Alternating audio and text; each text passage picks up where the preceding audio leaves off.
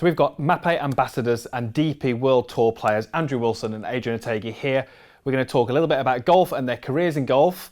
Before that, we just need to talk about this morning's activities because we had the Mapei Golf Challenge. It was Andrew and Gary that came out on top, so we're going to talk a little bit about that to start with. Gentlemen, thank you for joining me. How were those challenges early this morning? Thank you very much. No need to talk about the challenge. You were leading after the first one. I know. It was a good start. It was a strong start from Jez and myself, but then those guys could definitely putt, and they were definitely very good with the tail. So yeah, I feel like me and Gary came into our role tiling.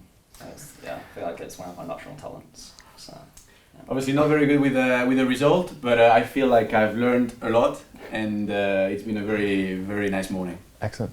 Well, I mean, what's interesting for me is that Andrew, you didn't win a task until it came onto the actual construction, the actual tiling and stuff. So, I mean, if your golf career doesn't go where you want it to go, and I'm sure we all hope it does, you've got something to fall back on. Would you feel comfortable doing those jobs at home now? I won the first putting task. Oh, did you? Of course you did. Yes, just like to get that on the record. But would you now feel comfortable maybe getting involved a little bit more DIY at home, having learned a little bit today? Yeah, I mean, I probably would want to, but I think my girlfriend would strongly disagree.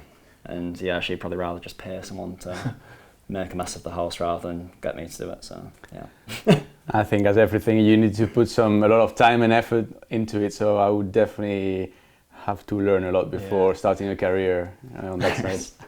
Well, I guess watching you guys with the experts from Mapei, it was interesting to see kind of almost how close it was to golf, in that there was quite a lot of technique involved, and they were giving you some instruction. It wasn't just a case of put your adhesive on and put the tiling on. There was quite a little bit of technique involved. But I think, have you learned something today? I think putting the adhesive is very easy. Putting it well, it's completely different. So obviously there's a lot of technique to put it the right way, so you can then put the tailors the right way. So yeah, it's a process. Like everything you want to do well, it's a process you need to follow. So excellent. Yeah, I think them guys just made it look pretty easy, didn't they? Like when you watch Gary and Jez, they were doing an absolute cracking job, and then when we started to do it, it wasn't.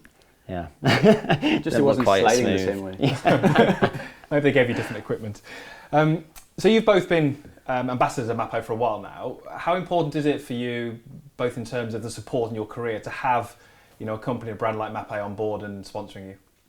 Yeah, I mean, it's just obviously like a lot of security, especially like me that started on Challenge Tour, and it's my third year now, and it just obviously like quite a lot of reassurance having like a really good brand on your side. And yeah, like I say, the financial side, like that's like golf's such an expensive sport, and if you've got a great brand like Mapei helping you, that's like a massive burden that you don't have to worry about. Yeah, absolutely. I mean, Mapei and I have been together for a few years now as well, and they've been brilliant. It's obviously a very good support, and I also feel like the whole team is pushing as well and behind on social media. I also feel sending messages, so it's obviously feels like a team now. Everybody pushing the same direction. So it's obviously very important for us, the players, to have companies as Mapei as partners pushing in the same direction. So we're going to come on to your golf careers now, and we're going to talk a little bit about the season so far in a moment. But before we come on to that, just talk us through when you both actually started playing golf. We see through social media now, they're 1, 2, 3 years old. Was it that age for you, or a little bit later in life? I was probably 13, 14. Quite late then? Yeah, I always played football, as every lad does, and I was quite short at that age, and even though you wouldn't think it now, and just transitioned over to golf, and just sort of started to play and loved it, and here we are. So do you remember, or do you recall a time when you almost made the decision that golf was going to be your thing, or did you just kind of keep progressing and eventually you ended up kind of playing the tours? It was probably about, I was 23 probably, so I was doing my masters at uni, and I was coming up to like finish my masters, and I was just going to get a job, to be honest. I was just like, tiling. I was in the England stuff, tiling, I was like, phoning Mapei, like, give me a job. But and my mum was like, Andrew, like, you probably should give it a go. And Dad never really thought about it seriously. Like, it's like a bit of a long shot in a million. And my mum sort of persuaded me to yeah, give it a go, and yeah, just started on Euro Pro and yeah, progressed quite nicely. So your mum has been the one. Pretty much, yeah. I can thank my mum for And how old are you, Adrian? Well, I started. I mean, I always played golf really. I was almost born with a golf club in my hand. But I mean, even when you're 2-3 year old, that's not really playing golf. But at least you already have the club in your hand. You know what it feels to hit the ball, and you just keep going from there. So I joined the club when I was like 5-6, and then went to the classes on the Saturday with the other kids. But also, I mean, in my case, my dad is the one who's taking me to practice every day, and who's helped me a lot through my career. In my case, I always knew I wanted to be a golf professional, and I wanted to be one of the top players in the world. So yeah, it was very clear in my mind. And then I turned pro when I was 18, so it was pretty young. And I got my tour card when I was 18 as well. And then, I mean, obviously I've been through some up and downs, but I feel like every year has been slightly better all the time. So yeah, always knew I wanted to be a golf professional. And I suppose when you were, growing up into golf, I guess you had some pretty good Spaniards to look up to. Jose and Seve, were they the people you were looking at and sort of gaining inspiration from? Yeah, so Jose Maria Olazabal is from San Sebastian, from my hometown, and he's always been like my reference. I've known him, I met him for the first time when I was like 4 or 5 year old, and I've been very lucky to have him close and being able to practice with him. After I was like 12, 13, 14, I was able to play with him and practice with him and learn from him. He also gave me a few advices, so I feel very lucky to be able to use him through my career and learn a lot from him. So you've both just come from the Belfry, the British Masters. There's still a long way to go in the season left, but how do you feel the season has started? I'll start with yourself, Adrian. How's the season begun for you so far? Well, the season's been pretty good so far. We started in Abu Dhabi early in January. I think I've played like 7 or 8 or 9 tournaments so far, and I've had 3 top 5s so far, and I've been feeling good on the golf course, hitting the ball well and feeling confident on the golf course and up in the leaderboard. So obviously the season is very long and this is a long process, but I'm feeling happy and confident about the season. And could you have foreseen that, as in through the winter? Did you feel that you were doing the right things and making steps in the right direction, or are these little spells of great golf, do they almost come as a surprise to you, or is it something you can predict? Well, you always practice to play well and to be on top and to be fighting to win tournaments and to be in contention. I think I had a good preparation during the winter. I had a bit of time off as well, which is very needed. And then I was back in Dubai very early in January, and I think I made a good preparation here. Tried to prepare as well the golf course in Abu Dhabi, the golf course for the Desert Classic in Dubai. To be honest, even if I missed my first cut in Abu Dhabi, with a very bad last hole, but I felt like, hey, I played good. I felt good on the golf course. For me, more important really than the final result is how I'm feeling. If I'm feeling confident and the ball is going where I want it to go, and that's good. I feel ready for the next one. And I think the preparations were good in the winter, and the beginning of the season has been pretty good. Excellent. Andrew, slightly different for you, isn't it? Because you're sort of coming from a challenge tour onto the DP World Tour, as it's now called. How have you found that transition? Yeah, my year's been a bit different to Adrian's. Yeah, it's been a struggle. Yeah, made 3 cuts, missed 5 maybe. Yeah, and it's just been a bit lackluster, really inconsistent. Some like really good rounds, but then just backing it up with really poor ones, and yeah, just struggling to get any momentum. And yeah, it's been hard, like both on and off the course. It's a lot of different like experiences, and yeah, it's been harder than I thought it would be. Yeah. And are you able to kind of lean on people with a little bit more experience, like Adrian, or other people on the tour who've been out there for 15, 20 years? I wouldn't say so. No, I'd like to keep myself to myself at events, and yeah, just like my best mate's caddying for me now. I spend quite a lot of time with him. I talk to my girlfriend Lucy a lot, and yeah, I think everyone goes through different things at different times, and guys like Adrian, they could offer their advice, but we all go through different like cycles, and I think, yeah, you've got to go through like your own journey as such, and yeah. Okay. So we'll come on to golf courses. You've both been fortunate enough to play multiple different golf courses around the globe.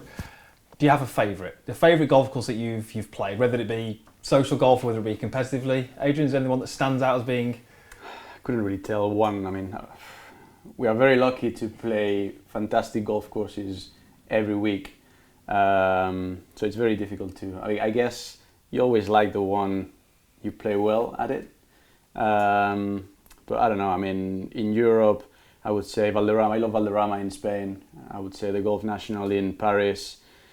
In the UK, I like playing in Scotland. For example, I love Turnberry. I love Carnoustie. I like good tests. Tough golf courses. Yes, I like good tests. Golf courses that make you play well, you know, and squeeze the best out of you. So I definitely prefer to play a tough golf course or demanding rather than a birdie golf course. Yeah. Andrew?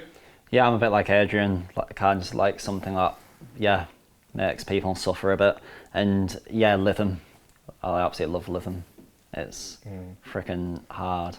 And yeah, it's a bit of a shame that, yeah, you can only play it now, and like if you qualify for the Open, but as an amateur you could play it every year in Lytham Trophy, and yeah, I absolutely love that place. Yeah, it's pretty awesome. And Adrian, you listed a few golf courses there which I haven't played, but I know they're incredibly tough. Conditions play a part as well, you know, wind and rain. But have you got any memories of a round of golf or a course that just was so difficult that you had to play in tournament conditions? Anything that was just almost impossible to play?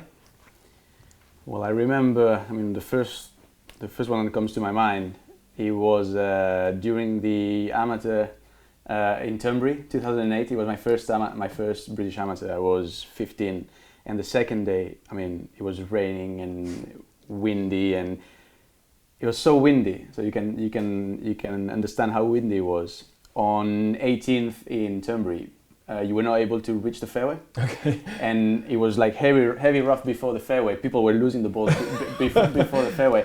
So that was the morning guys. In the afternoon, the guys, you know, when the morning guys are finished, they were talking about it. So the afternoon guys were actually chipping out to the ladies' tees, and then he'd threw it from there to the fairway. So that makes you see how into the wind it was and how horrendous weather it was. So obviously, I mean, sometimes we play with better weather, sometimes we play with bad weather.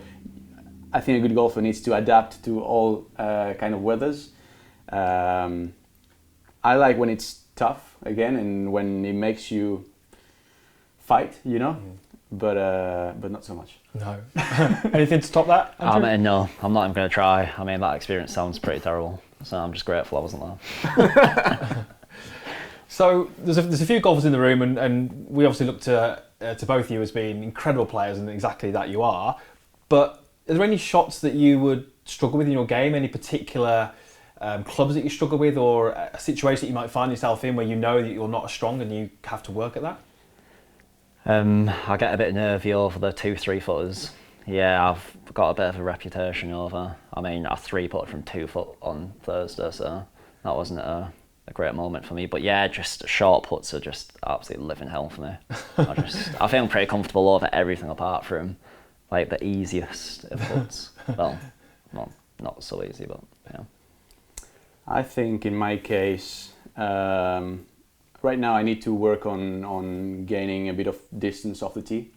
Because if I look at the stats, I think that I'm pretty good on par 3s and 4s, but I can take more advantage on par 5s, and if I can gain a bit of distance with the driver, it would be a shorter second shot for me. So I think that's my main priority to improve at the moment. Okay. And you know, golfers, like many sports, so many more statistics out there now. You can analyse your game to the nth degree. How much do you look at that, and how much do you base what you work on feel and experience? And you mentioned there that you come off the golf course and you feel happy with how much you can control the ball you have. Do you lean more towards that, or are you someone who tends to like to look at statistics to get maybe an insight as to where you need to go with your game?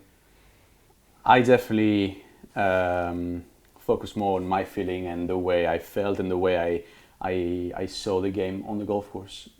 Sometimes I look at stats, but just to have a roughly, to see roughly how it is. But I think too much, in my case, too much information is not good. So I prefer to have less information. And I mean, we've been doing that for many years. We know what margin of improvement we have on each part of the game comparing to other players as well. So in my case, I definitely focus more on my personal feeling rather than pure stats.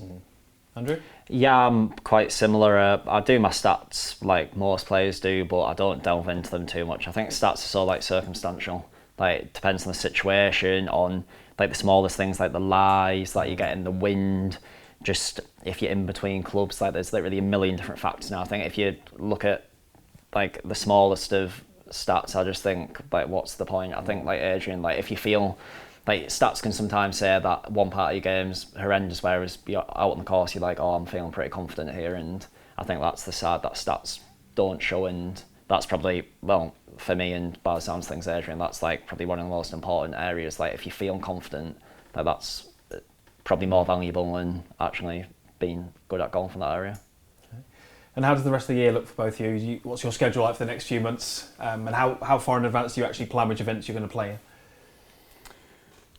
Well, I don't know. I think it's going to be very busy now until the end of July, pretty much until the Open.